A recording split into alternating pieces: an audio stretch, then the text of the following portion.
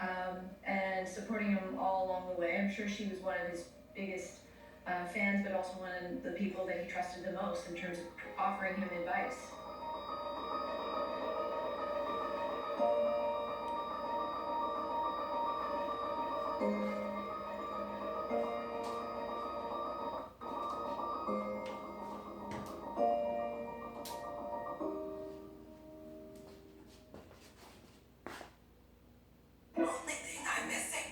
Election began, the eyes of the American public turned toward their prospective First Lady. When she was originally campaigning with Barack in 2008, what's impossible to think of now is that she was thought of as a liability because of several things that she had said. She was being interviewed by reporters in early 2008, and she had mentioned, "This is the first time in my adult life that I am proud to be an American." And this really didn't play well.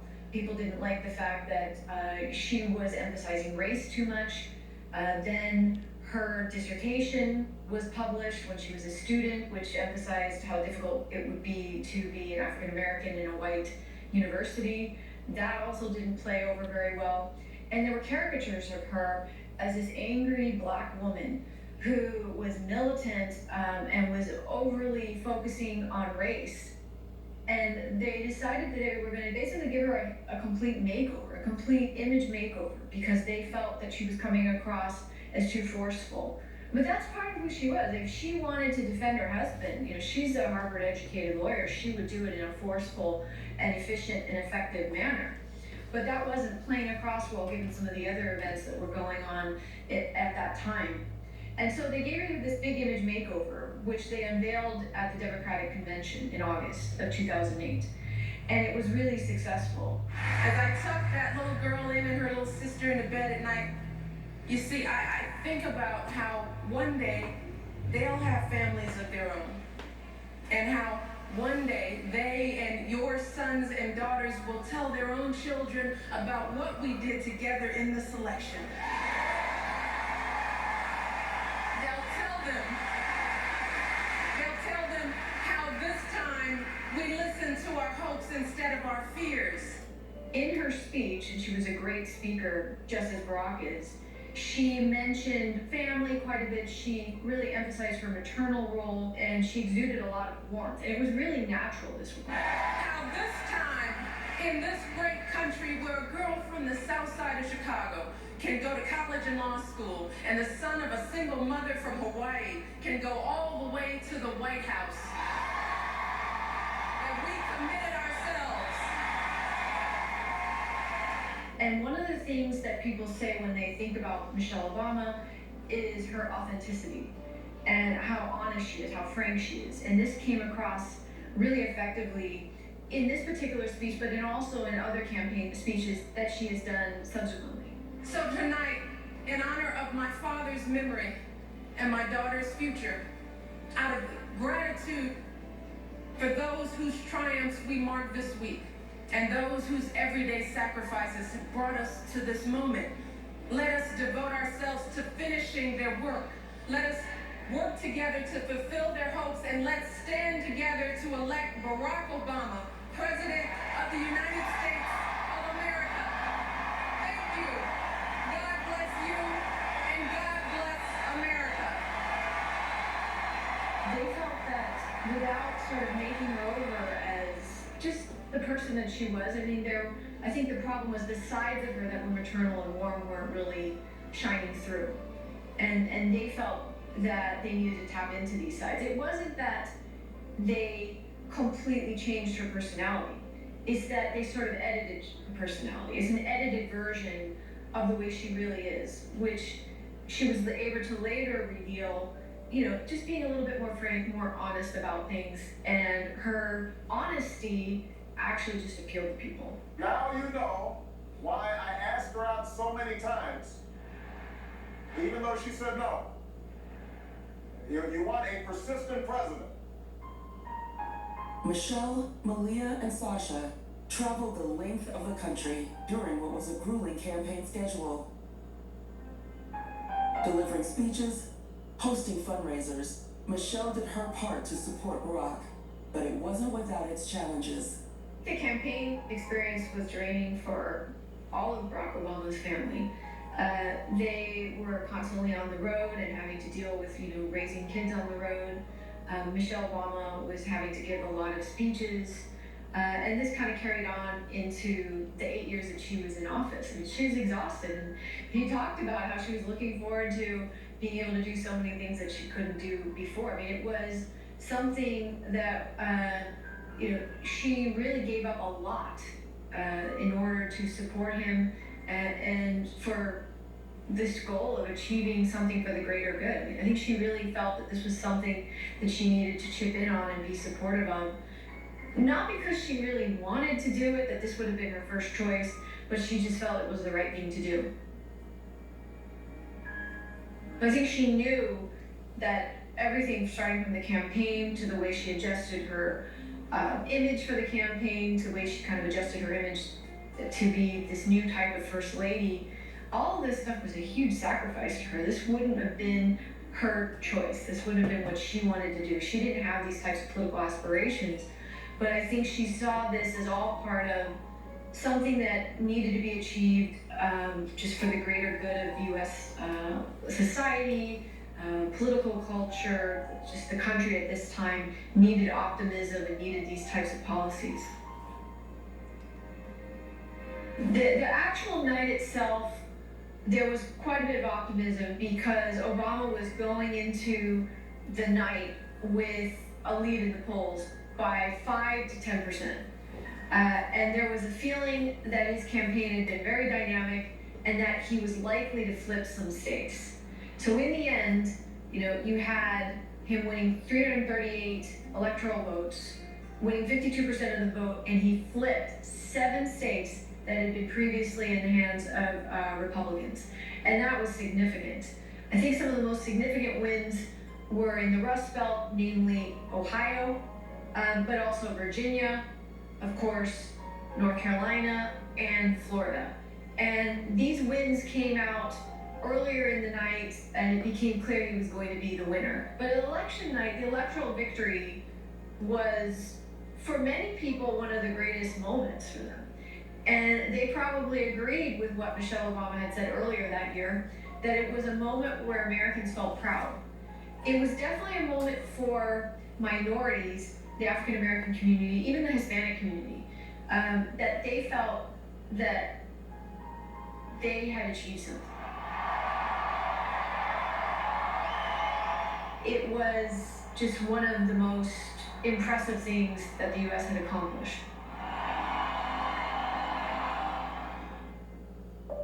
There, man. At State Farm, we're challenging ourselves to each do 100 acts of good. My very first international trip as First Lady. And during my time here, I visited with the girls from Elizabeth Garrett Anderson School. And as I stood before that room full of girls 6 years ago, all I could think about was how much promise they each had inside of them. How much passion and hope and intelligence each of them could bring to our world. And in many ways, those girls were the inspiration for so much of my work as First Lady. Work to give girls like them and like you, and like those 62 million girls around the world, the opportunities you deserve.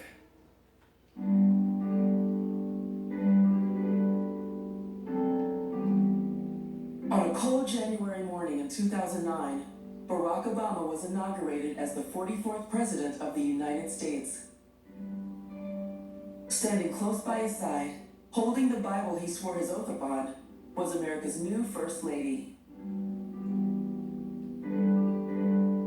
Most First Ladies are expected to be supportive, to stay out of politics, to stay out of controversies, to choose to get behind policies that are non-controversial. And they weren't expected necessarily to have a career other than being a supportive political wife. And that really was the mold. Hillary Clinton broke the mold before Michelle Obama in some ways because she herself was such an ambitious person. But the key difference here is Hillary Clinton always had political aspirations. And this would dog her time period while she was Bill Clinton's wife. Because of all the different scandals going on, there were questions, as to why they were even together. And many were very cynical about the fact that, well, this is because she one day wants to be, a politician, a senator, the president, and so forth. Michelle Obama was able to balance the ambition of Hillary Clinton with some of the warmth and caringness that previous first ladies were able to exude in ways that really hadn't been seen before. And now today, being back here in London, while looking out at all of your faces, I'm once again filled with the same feeling I had 6 years ago. I see a room full of business leaders and surgeons and barristers. I see women who are going to win elections and science competitions and arts awards. I see leaders who will inspire folks not just here in Tower Hamlets, but all across the country and all around the world. And that's what I see. Because I know what's inside of girls like you and like me. I know how hard we'll fight for our families, how deeply we care about our communities, how much of a difference we can make for those around us. Our glorious diversity, our diversities of faiths and colors and creeds, that is not a threat to who we are. It makes us who we are. Inclusivity was at the heart of Michelle Obama's tenure as First Lady. If you look at her career as a First Lady, she chose issues that were really apolitical. She wanted to improve the livelihoods of veterans and their families. She worked to improve nutrition for children and to improve their mobility and physical fitness. And she really cared, about families, and that's what she emphasized in the end. Something that really wasn't going to be controversial in any way, should have been controversial. At times, it was controversial just because the first family was on the receiving end of criticism from time to time. But in the end, she had very high popularity ratings, higher than Barack Obama's popularity ratings.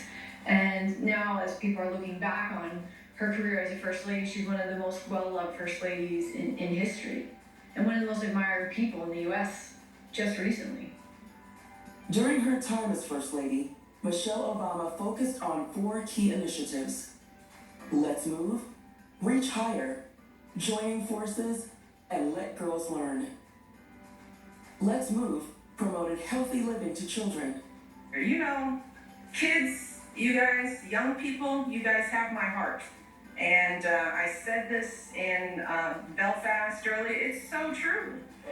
Look, my girls know I can embarrass them and love them to death, but young people, you guys move me in ways that you don't even imagine.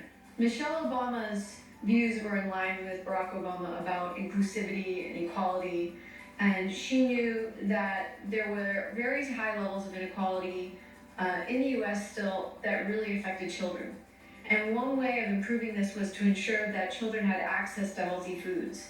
And she made that one of the issues of her time as First Lady, was to improve access to healthy lunches in schools, which is really critical for kids who are learning and need to have proper nutrition in order to absorb information well. She wanted to make sure that kids who were sedentary were moving better, because these improvements to their physical health, she knew how critical that would be to improving their mental health. And she was a champion of exercising and being healthy and waking up early and eating healthy to the best of her ability. And she would go on talk shows and talk about this. And generally, this was well received. She cared about children. She showed she cared about children. She cared about people who had been neglected in the past. And she also supported Barack Obama's policies that fought for marriage equality and other forms of inclusivity. And both of them also were fighting for equal pay rights for women. And that was actually one of the signature pieces of this legislation during the first 100 days. For one night, just hand over the tooth. Dwayne "The Rock" Johnson, who are you, has a new name. I'm the Tooth Fairy. It's the bounce premiere of Tooth Fairy. Friday night, 10, 9 Central on Bounce. garden. And a lot of it was about sustainability, getting kids to be excited about foods and how foods are grown. And it was considered to be a huge success. Reach Higher began as an initiative to inspire students to remain committed to their education, to enroll in college, and pursue academics. This country should be doing everything in our power to give more kids the chance to go to schools just like this one. We should be doing everything we can to put college within the reach of more young people. I want you to look at me and Barack and all these wonderful leaders and understand that we are you. We are just like you. Just kids who worked a little hard and dreamt pretty big and got to do some wonderful things. And when you get to that special place, I want you to understand it is your duty and your responsibility to give back to the community that made you who you are. So you never forget home, right? You never forget home. And what my girls are learning is that every day their home gets bigger and bigger and bigger. It is no longer just the south side of Chicago or Washington, D.C., but it is Moneygall, it is Dublin, it is the world. And that's true for you. Well, Michelle Obama always emphasized education. She was a really ambitious person. You know, she had a law degree from Harvard. She always pushed her daughters to, achieve the most that they could. And she championed women going to school and, focusing on their careers. But she was able to do this in a way that didn't offend other women that may have made, a career being a homemaker. Her own mom was a homemaker. And she was able to balance this a little bit better than some previous first ladies like Hillary Clinton, who famously made the mistake of saying that she wasn't going to be at home baking cookies. Michelle Obama was able to balance ambition, strength with maternal energy and warmth in ways that I think really motivated people. Let Girls Learn was launched in March 2015 as part of a global effort to provide access to education for 62 million girls in developing countries without such opportunities, but also to drive home to all young women the importance of a good education.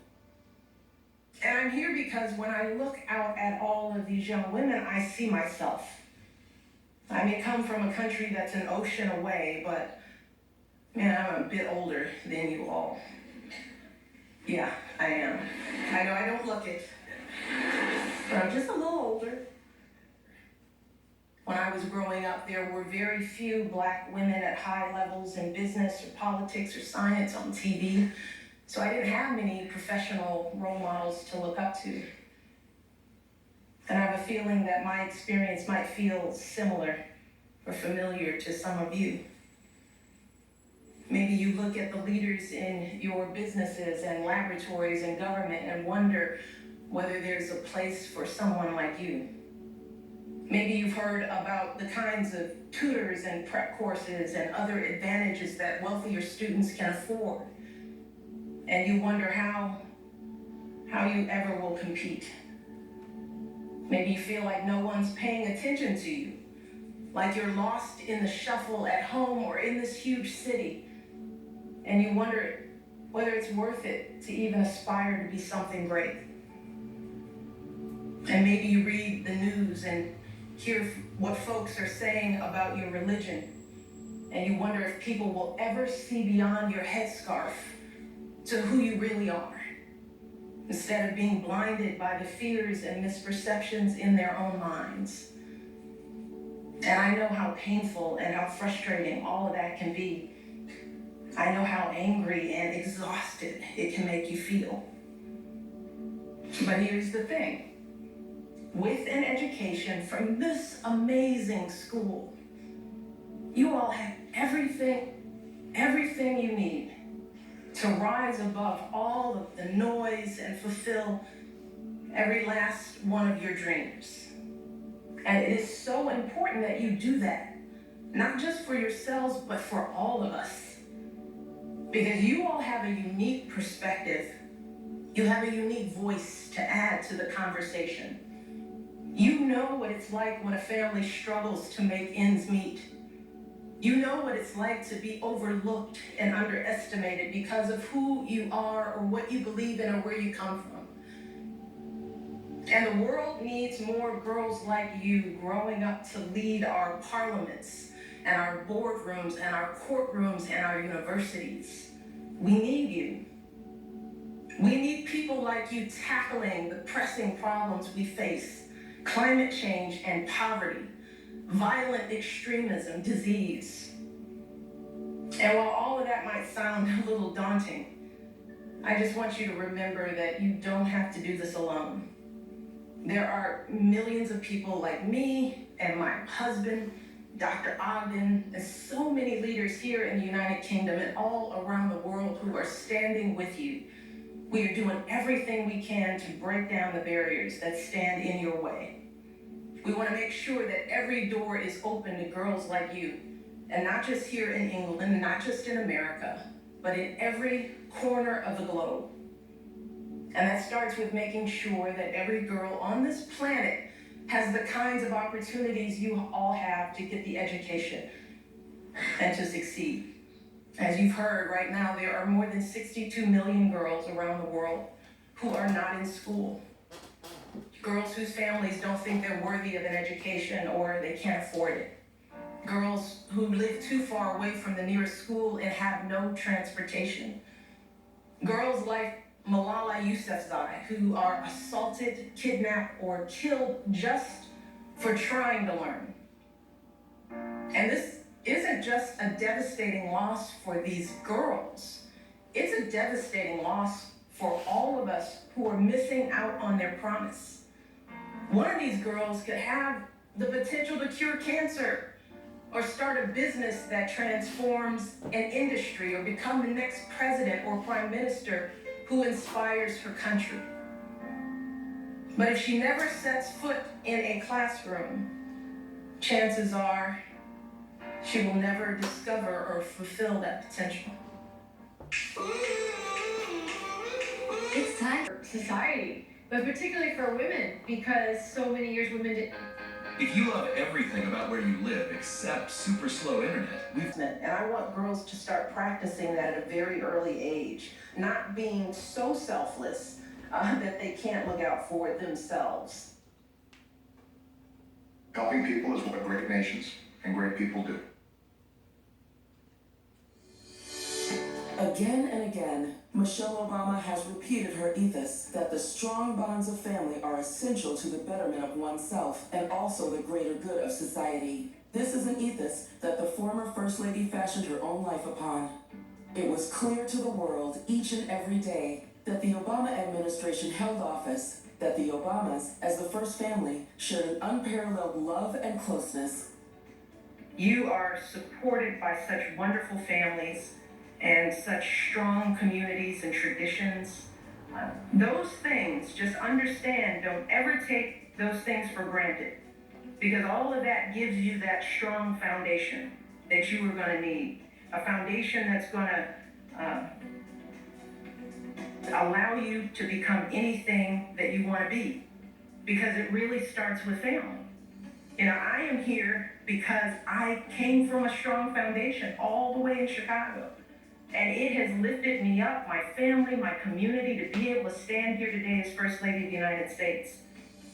Michelle Obama's mother, Marion Shields Robinson, lived in the White House to maintain those strong family bonds.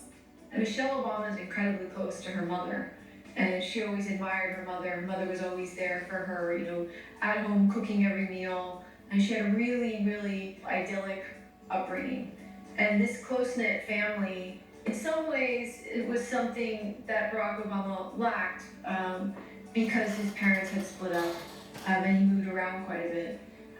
But I think that the decision for Michelle's mom to move into the White House with them illustrates how close they really are, how much Michelle relies on her mom to support her and to just be there for their daughters and to provide the family a foundation and some normalcy. The media even nicknamed her the first grandmother. So I think some families, having your mother-in-law live with you wouldn't be ideal, but that, you know, You really don't understand how close this family is and how supportive, she is to their daughters, but also to Barack and Michelle. And I've seen it again and again and again, that what our parents told us really is true. That if we get our education, we can do anything. We can lift up ourselves to heights we could never imagine. We can pay forward all of the love and support that our families have poured into us. And we can truly be builders of a new day. That is your work. In an interview with CBS in 2018, Marion Shields Robinson shared her reasons for moving into the White House and keeping the family as close as possible. I felt like this was going to be a very hard life for both of them. And I was worried about their safety. And I was worried about my grandkids. I mean, that's what got me to move to DC. I think for Barack and Michelle's children, Sasha and Malia, growing up in the White House probably wasn't easy. They had some advice from the previous first children, the Bush twins, Jenna and Barbara Bush. They actually took them under their wing and gave them a lot of helpful advice. But one of the things that made it easier for them was that they had such a strong family. They had their grandmother living with them. They had their mother ensuring that, they're able to live as normally as possible. And something that is notable about those 8 years for them was that there was never anything negatively reported on them, ever. And it could be, the media was, exercising some caution there. But even since they have now, become younger adults and are no longer living in the White House, they have earned a reputation for just being really solid, well-behaved girls that have been really raised well. And a lot of this has been attributed to the work that, Michelle had done in the White House, but also Michelle and Barack as a family, just ensuring that they had some level of stability and normalcy, in spite of the fact that they were living in very abnormal conditions. When it comes to scent, Helen's model is the more the better. So when she tried Gain Scent Blast detergent, she loved it. As Sasha pointed out, it's a huge room with shelf after shelf full of books. A beautiful place, and I hope that all of you aspire to go there, if not study there, but just to go and experience what it's like to be surrounded by so much history and so much power. And the girls had the chance to explore those shelves and trace their iris and lineage, which was a very powerful thing to find out that these girls that were born on the south side of Chicago can trace their roots back here to Ireland, way back to the 1600s. That was very powerful for me as their mother, and hopefully it will be something that they cherish for the rest of their lives. It's hard to believe that it has been 8 years since I first came to this convention to talk with you about why I thought my husband should be president. Remember how I told you about his character and conviction, his decency and his grace, the traits that we've seen every day that he served our country in the White House. I also told you about our daughters, how they are the heart of our hearts, the center of our world, and during our time in the White House, we've had the joy of watching them grow from bubbly little girls into poised young women. A journey that started soon after we arrived in Washington, when they set off for their first day at their new school. I will never forget that winter morning as I watched our girls, just 7 and 10 years old, pile into those black SUVs with all those big men with guns. And I saw their little faces pressed up against the window, and the only thing I could think was, what have we done? See, because at that moment I realized that our time in the White House would form the foundation for who they would become, and how well we managed this experience could truly make or break them. That is what Barack and I think about every day as we try to guide and protect our girls through the challenges of this unusual life in the spotlight. During the Obama presidency, Barack and Michelle traveled extensively, bolstering America's reputation as a superpower and a respected nation. A beacon of hope to all democracies, the closeness of their bond always shone through, no matter the stage, country, or occasion. Barack and Michelle Obama had an excellent relationship throughout the presidency. I mean, any relationship is going to be tested when you're dealing with high levels of stress. And so it's not to say that their relationship didn't experience some bumps and some, tense discussions along the way, and they've admitted that. But they see themselves as a team. They see themselves as much stronger together than apart, and they really respect each other. They see each other as equals. And I think during the entire presidency, they were able to weather a lot of storms, difficult storms that he faced, just being president and all the attacks he faced. They were able to weather this together, and their relationship is probably stronger as a result. But it's really one of the few political marriages that was just completely scandal-free. That was really about a deep love that they shared for one another. That wasn't really about a marriage of political convenience. And, both Republicans and Democrats alike would have to acknowledge that this was a very solid relationship. It was a model relationship, and one that a lot of other people could learn from. Their mutual love and respect for one another was evident. Their smiles never dulling since the day they took their vows back in 1992 on the south side of Chicago. Everywhere we went, we were welcomed with huge smiles and open arms and lots of rain, which we handled. You know I'd love to be there. It's just super far. That's not far. We have unlimited data. We could... Vacation. Michelle Obama has shared a lot of her wisdom with a great deal of eloquence and grace. From the inspiring words of her powerful speeches to the introspective moments of thought-provoking prose in her memoirs. My advice to girls is always this, and this is what I tell my daughters every day. Do not be afraid to fail, because that oftentimes is the thing that keeps us as women and girls back. Because we think we have to be right. We think we have to be perfect. We think that we can't stumble. And the only way you succeed in life, the only way you learn, is by failing. It's not the failure, it's what you do after you fail. Do you let it eat you up? Do you quit? Do you give up? Or do you let it bolster you? Does it serve as the challenge in your mind to do more, to take some risks, to step outside of your comfort zone? And the last thing that I do want to say to all girls is that be supportive of each other. I mean, I just can't say this enough. We have to be our best friends, each other. That means we cannot be catty. We cannot compete and see one person's failure as our success.